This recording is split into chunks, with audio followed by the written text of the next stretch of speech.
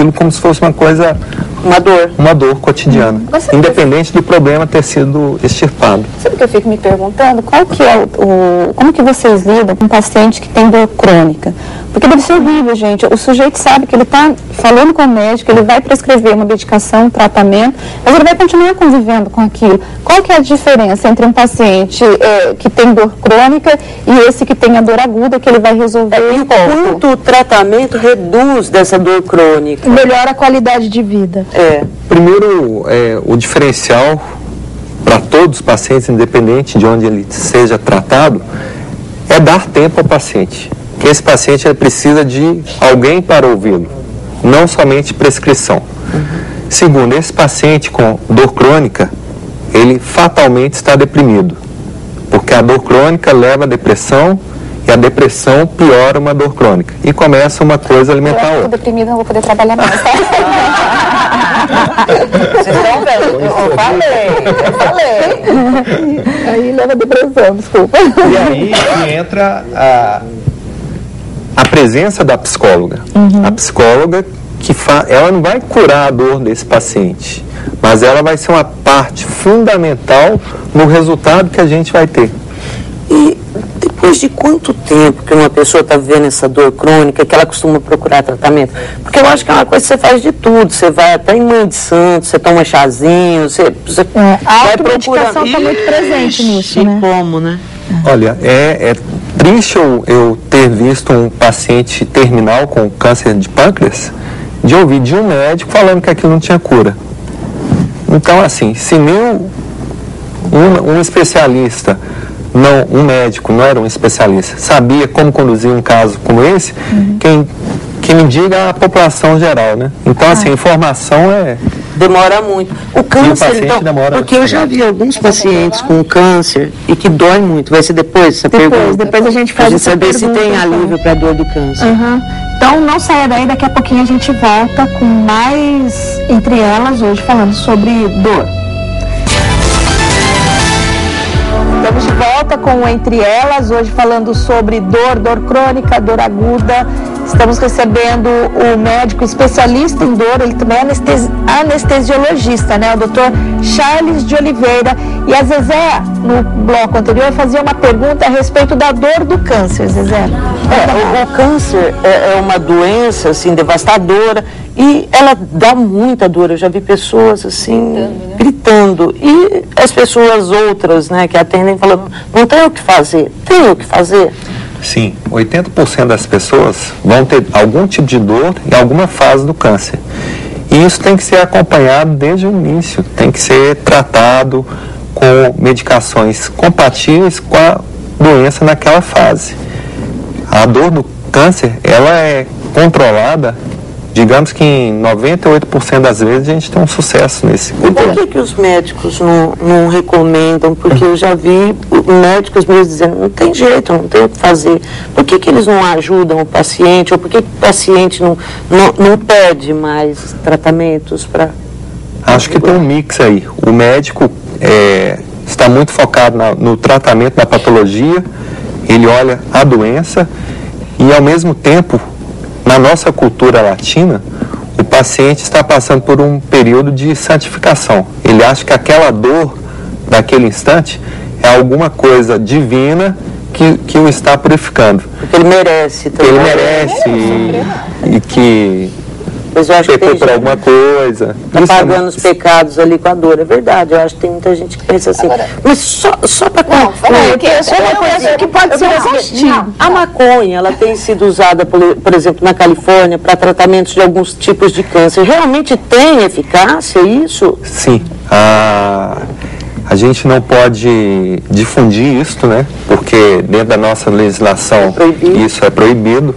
Mas, por exemplo, pacientes com AIDS, com pacientes que têm dor, eles estão com anorexia, estão sem apetite, estão perdendo peso, e a maconha aí abre o apetite e melhora também a dor do paciente. Então tem situações que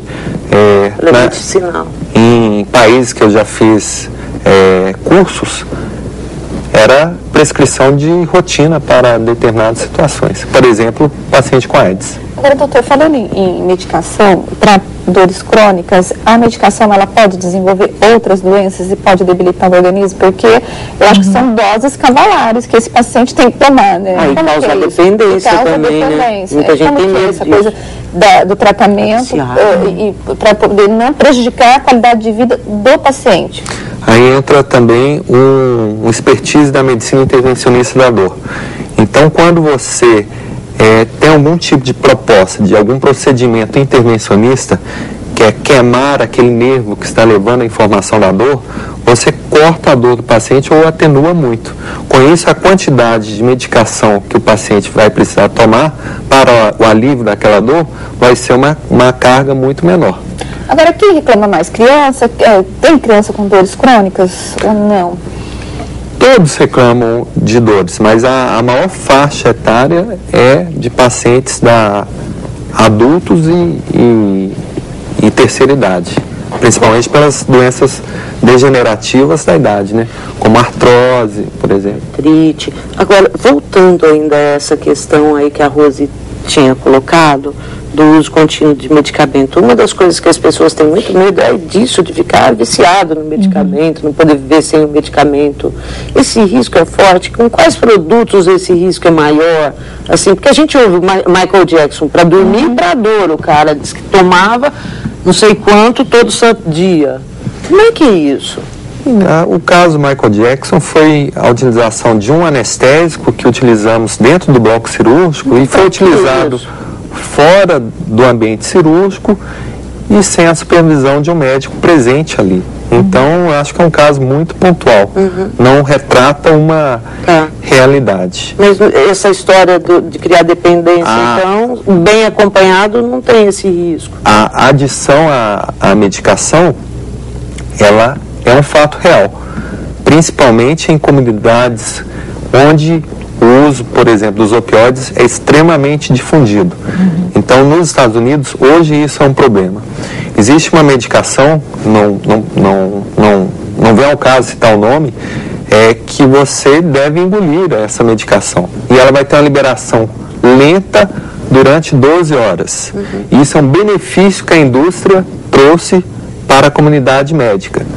Mas as pessoas do mal, iluminadas pelo mal, mastigaram a medicação e criou uma alta liberação da medicação num tempo só. E isso dá alucinação e é uma forma de uso inadequado. E a gente também temos que saber triar muito bem isso aí. Agora, essa medicação, ela é cara?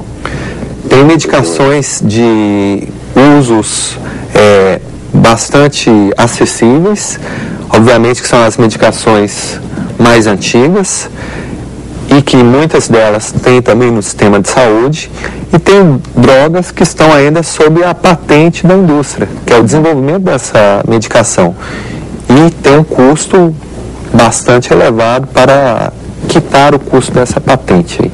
Tem jeito de obter. Hoje a gente fez uma matéria, a Rose fez uma matéria dessa, do pessoal recorrendo à justiça para obter determinados medicamentos que são muito caros, né? Isso daí é possível no caso da dor?